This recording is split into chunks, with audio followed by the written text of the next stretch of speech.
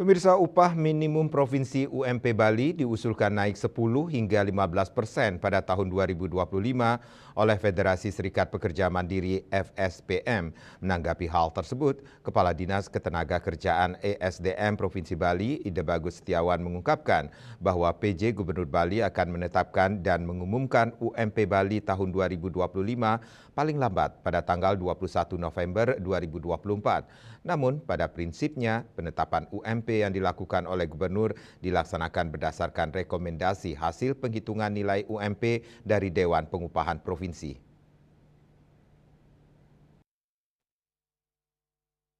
Penyusunan UMP 2025 juga tetap mengacu pada Peraturan Pemerintah Nomor 51 Tahun 2023 tentang pengupahan.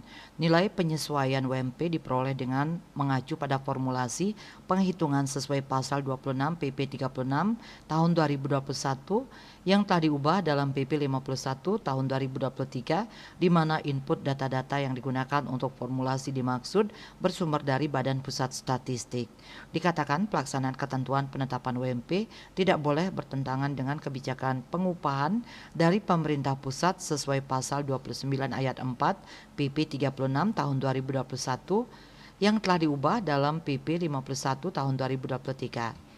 Peraturan itu menyebutkan penghitungan upah minimum memperhatikan sejumlah variabel seperti pertumbuhan ekonomi dan inflasi sesuai data dari Badan Pusat Statistik BPS. Sebelumnya, FSPM Regional Bali mengusulkan UMP Bali tahun 2025 naik 10 sampai 15%. Saat ini UMP Bali sebesar Rp2.813.672. Sekretaris FSPM Regional Bali, Ide Idewo Made Rai Budi Darsana menyebut ada beberapa alasan yang mendasari usulan itu, antara lain situasi pariwisata Bali yang telah membaik setelah pandemi COVID-19, sementara harga kebutuhan terus naik. Pertimbangan lain yaitu harga bahan-bahan pokok di masyarakat mengalami peningkatan, sehingga itu menjadi salah satu pertimbangan agar UMP Bali dinaikkan di angka 10 sampai 15%. Menurutnya, itu angka yang sangat ideal di tahun 2025. Winata Bali Pos.